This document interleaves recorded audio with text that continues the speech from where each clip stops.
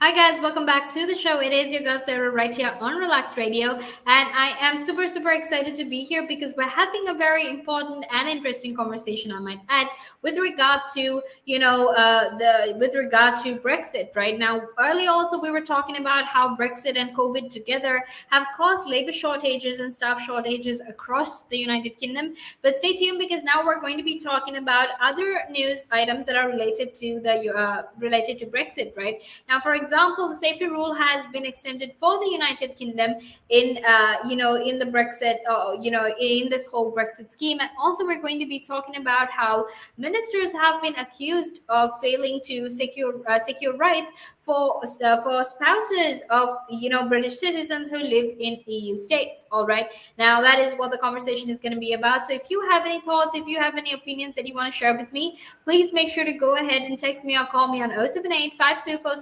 to share your thoughts and share your opinions, because I would love to hear everything that you have to say. All right, so don't forget to be a part of the show and share your thoughts and opinions with me. But also, while you're at it, something else that you can actually do is to go like us on Facebook and follow us on Instagram, Twitter, and TikTok. All right. Now, if you like us on Facebook, follow us on Instagram, Twitter, and TikTok, and also subscribe to our YouTube channel, you can actually make sure that you're always informed and you're always updated about all of these different things that we talk about. All right. So don't actually forget to do that because, like I said, I would love to hear everything that you have to say. Okay. And another thing that you can do to show how much you love Relax Radio is obviously to download the app, because it's available on both the Apple App Store and the Google Play Store, which means you can listen in from either your iOS device or your Android device. Regardless of whatever device it is that you have, you can still listen in. All right, so don't actually forget to do that, because that would be absolutely amazing. And don't forget to share your thoughts and opinions with us as well. However, right now, let's actually head into our conversation, because we're going to be talking about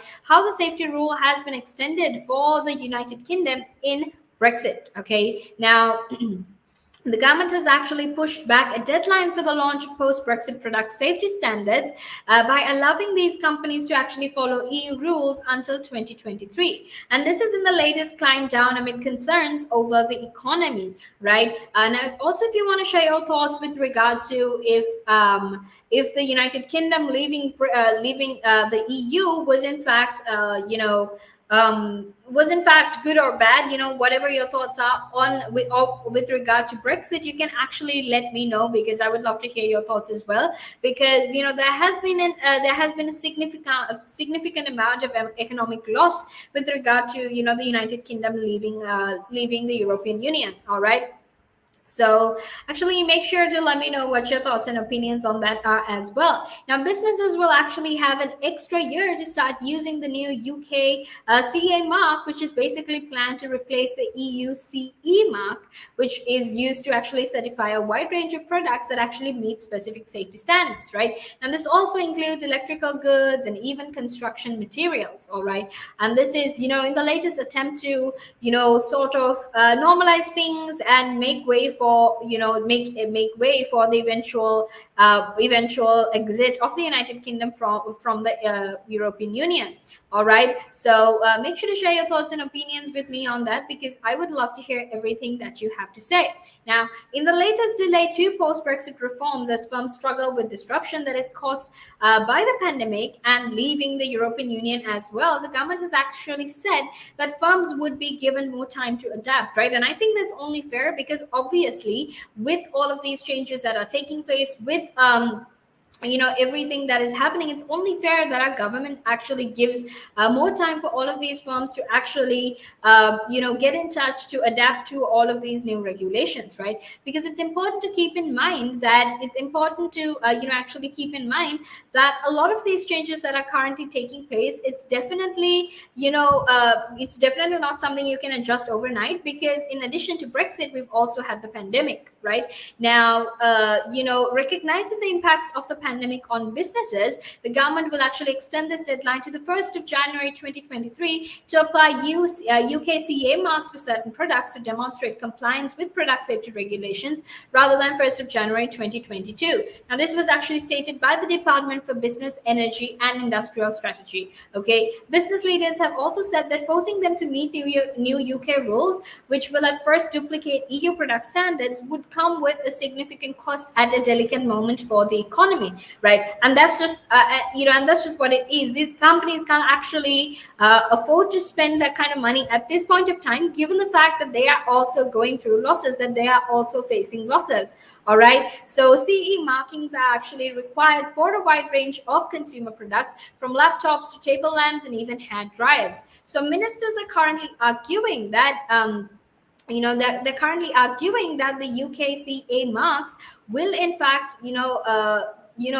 will in fact allow the UK to control its goods regulation while maintaining high safety standards as well. Okay. Now, many businesses say that these changes will actually force them to fill in reams of additional paperwork or even make changes to their production lines as manufacturers, sort of start selling goods in both the European Union and the UK, will actually be forced to follow two separate regimes, right? And, even in their terms, they have to, have two different sort of regimes, because if they're importing to European Union countries, they have to have the CE, whereas if they're selling it in the United Kingdom, they have to have the UKCA. All right. Now make sure to stay tuned, because we're actually going to head into a small break now, and after that we will be back to discuss this further. But obviously, until then, make sure you stay tuned. Are you looking to achieve the most relevant qualification to kickstart your career? Then reward yourself with the best globally recognized professional business qualification, CIMA. Irrespective of the field you aspire to succeed in, a CIMA qualification can add immense value to your resume and professional life. Succeed in your CIMA journey with supportive tuition provided by qualified lecturers and resources. Nanaska is the leading registered CIMA tuition provider in Sri Lanka, with over a decade in the industry and hundreds of success stories. With qualified and certified tutors, Nanaska now provides easy access 100% virtual classes so that you could succeed at your exams and in life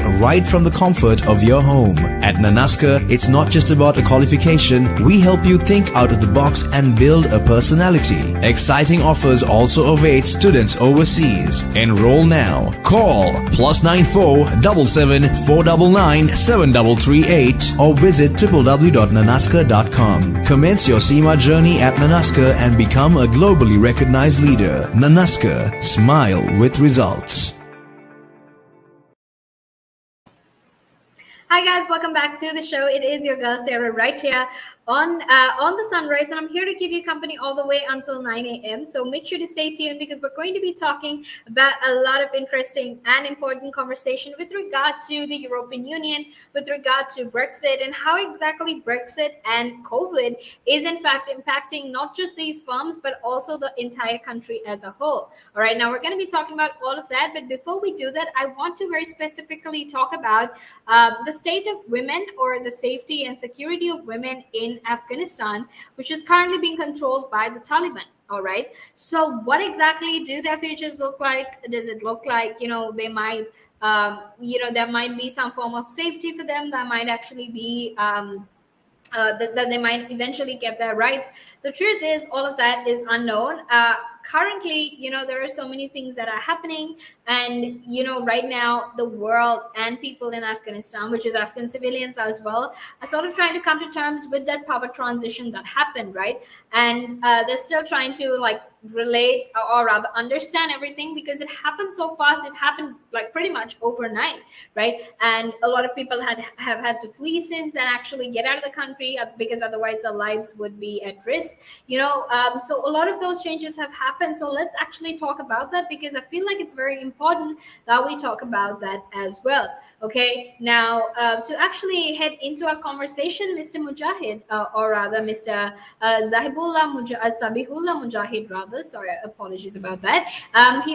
He said that they're going to have this temporary policy where they essentially ask women to stay at home until they sort out their security. And this is obviously with the fact that the new forces that they have aren't really educated or aware about the fact that women have specific rights, and to make sure that they're educated and that they are to make sure that they're aware about all of it. They want to make sure that women are at home so that they won't have to risk their lives and they might not get mistreated and harmed or even harassed by these men. Okay, so it's important to it's important for you to know that, right? So that is the very latest development right now. Mr. Zabihullah Mujahid actually or rather the Taliban actually stated that after the troops leave leave Afghanistan, right? This is US, UK, and all the other foreign troops leave leave Afghanistan rather, that people would not be allowed to evacuate. People will not be allowed to people will not be allowed to move away from Afghanistan after these foreign troops have left, right? So that's potentially putting so many other people's lives in danger.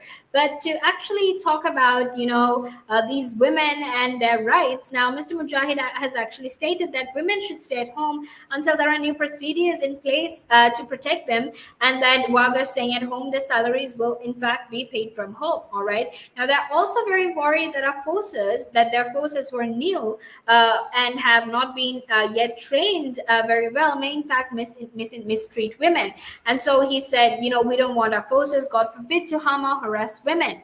Right now, his thoughts sort of echo comments from Ahmadullah Nasik, or rather Wasik, who happens to be the deputy of the Taliban's Cultural Affairs Committee, who specifically stated that the Taliban actually had no problem with working women as long as they wore hijabs, right? So for the time being, they're asking these women to stay at home until the situation gets normal and they have that they aren't putting themselves or their lives at risk, and until the situation gets much better, to stay at home. But how can you actually sort of ensure that these women are going to get their rights, right? Because if anything, in the past few days, or the last time they were in power, we saw that women didn't really have freedom. They weren't really allowed to do what they wanted to do, and there was in fact a lot of problems, not just for these women but for a lot of other people as well. But mostly, it was the women that were inconvenienced. It was mostly the women that were in fact put it was in fact the women that was in fact put that had to face all of these inconveniences, right?